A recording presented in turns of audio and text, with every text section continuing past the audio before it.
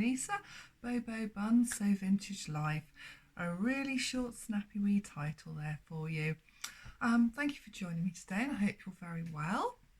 In today's vlog, I'm trying to think of the right terminology, I'm going to talk about my upcoming projects, planning for my next seasonal wardrobe, filling in the gaps, and also temptations, so looking ahead to spring, but also things that I'll hopefully be able to wear all year round. So yeah, I like to share what I'm doing because I know through some of my followers on Instagram, they often go off and make the same pattern, sometimes even sourcing the same fabric if they can.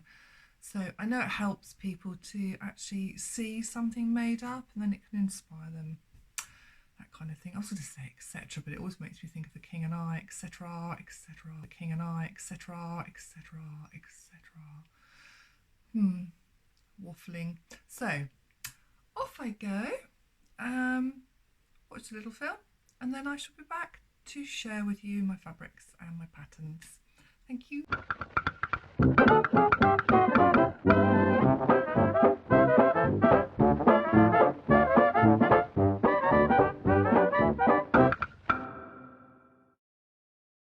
Right, before I show you my fabrics and patterns, I always like to say what I'm wearing today, because I thought the other day it'd be quite interesting to show you my wardrobe, because I've got such a minimal amount of ready to wear clothes still left in there.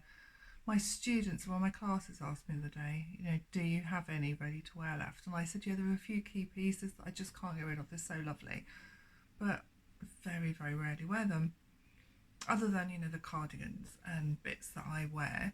So yeah, my wardrobe's mainly me made, saying like 100% of the time I wear me made, other than the few cardigans that I haven't knitted.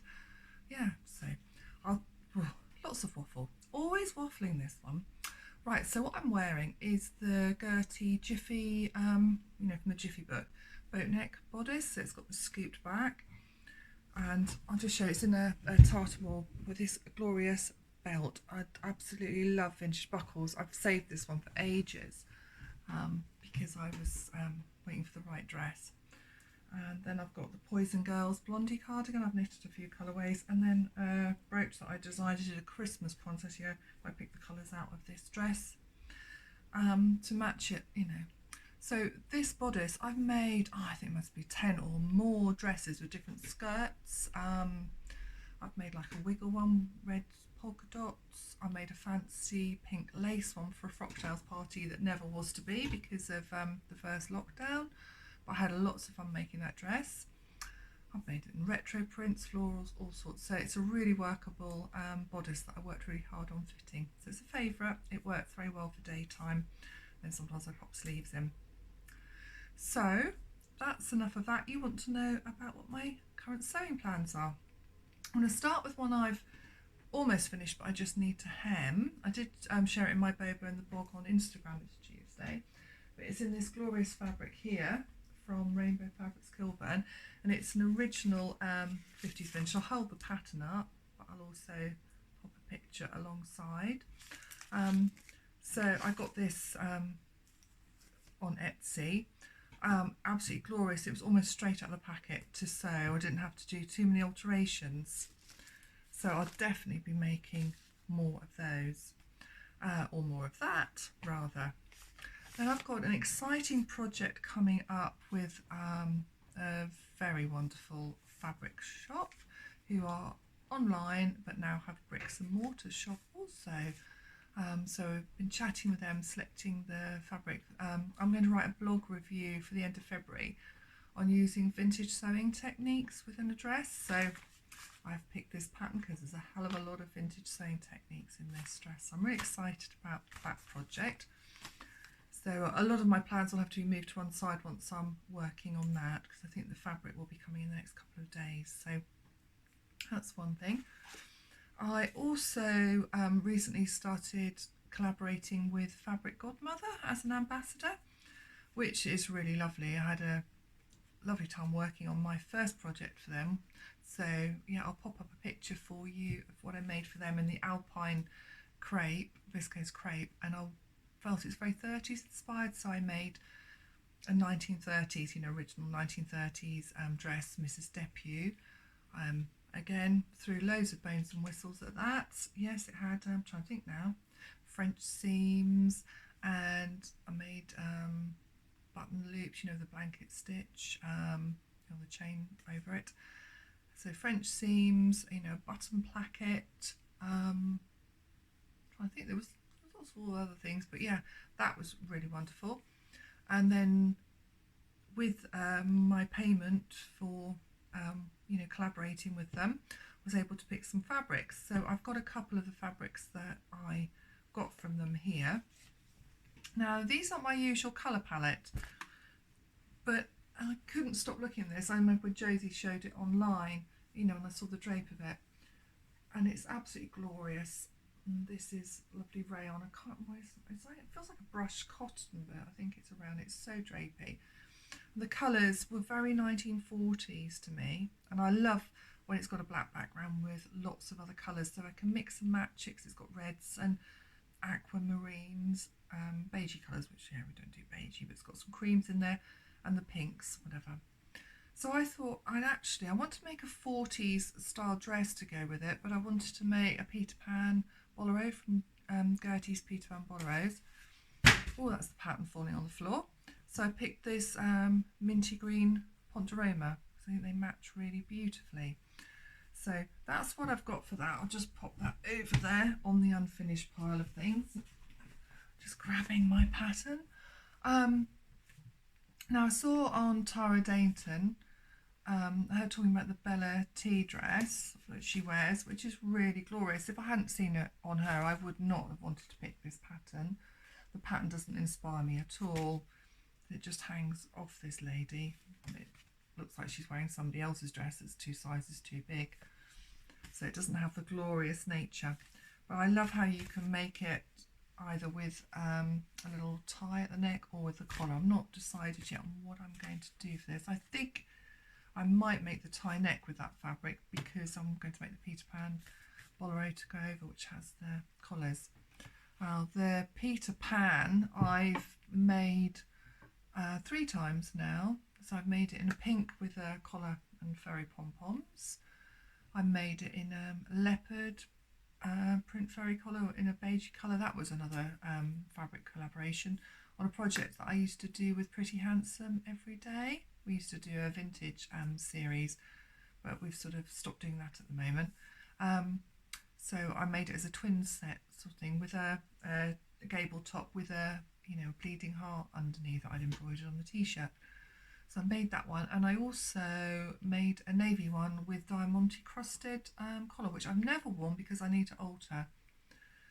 My other 2 I very rarely wear because I feel the collar's too tight. So I'm thinking I'm going to go up a size. So I've already sized up my pattern, and I'm just going to try a slightly bigger Peter Pan. Then I might wear them because there's just something not quite right going on with the ones that I have at the moment. So that's a next project. Then I'm just trying to get my coat. I'm a real lover of Gertie's charm patterns. I subscribe to her Patreon channel where we get all the patterns that come through as well that are exclusive to that.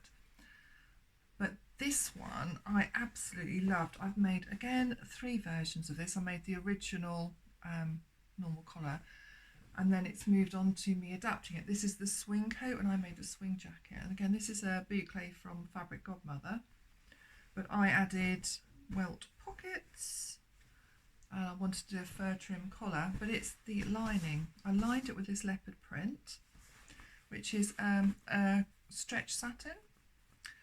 And for a long time, I really wanted to make a dress that one would match this, so I can wear it in the winter, but then I can wear the dress all year round. You know, that very sort of 60s, well 50s, 60s look, having a dress that matches the lining of your jacket. So I'll put a proper photo up of that coat as well. So I went to the store, and luckily I went in time because I grabbed the last 2 meters of the leopard. So this is just really gorgeous. And I visualise it becoming this one, the Butterick, what's the number? 6590. But in this one, the short sleeve and a wiggle skirt. I'm even thinking I might just put the Stanwyck skirt from Gaiety with it, because I've done all the adjustments to that, the sway back adjustment.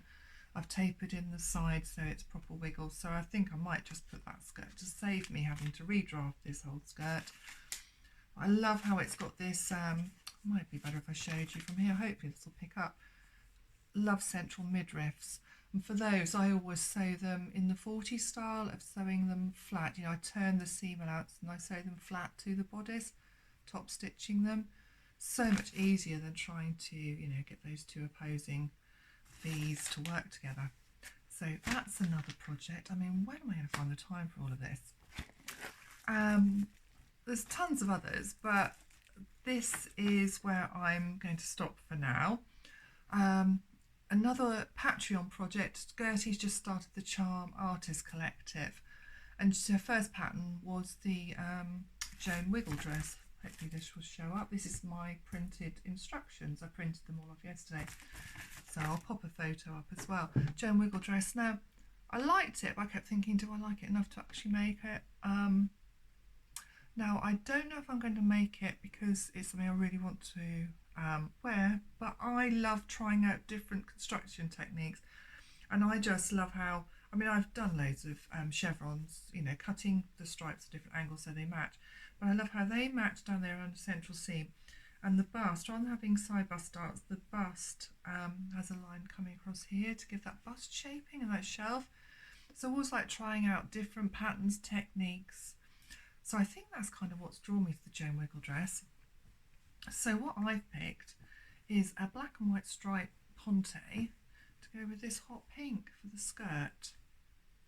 So I absolutely love those. I love black and white with really strong colours. Always lights me up. So that's what I'm doing. And that seems to go with my colour palette at the moment, because I got this fabric, this beautiful hot pink roses cotton lawn from Jenny Stitches. I've previously made a dress in the blue version, this a few years ago, but this was inspired by a dress I saw Ma Larkin wearing in the current Larkins on TV, and I thought, yeah, I've got to find the pink. I didn't know the pink existed. I do know what I'm going to make with this, but I'm going to show you at another time because that'll be going more into summer. And then I've got this absolutely stunning fabric from Till the Sun Goes Down that had discontinued, and Andre brought it back along with some other beauties. So yeah, also know what I'm going to do with this, but again, that's for another time. So gosh, lots and lots of plans, all very exciting. Just got to schedule in time around all the other bits and bobs, haven't I, around the teaching and the building up content for you and life, and reminding myself I need to be more sociable because I have lovely friends and I just seem to get obsessed with my sewing. So I hope you found that interesting. If you did, it'd be lovely if you subscribed, hit the like, or just put a comment telling me what you think. Always love to, you know, engage with you and know what's going on. So have a lovely rest of the day, and I shall see you next Thursday because I'm going to be uploading my vlogs on a Thursday. So farewell for now.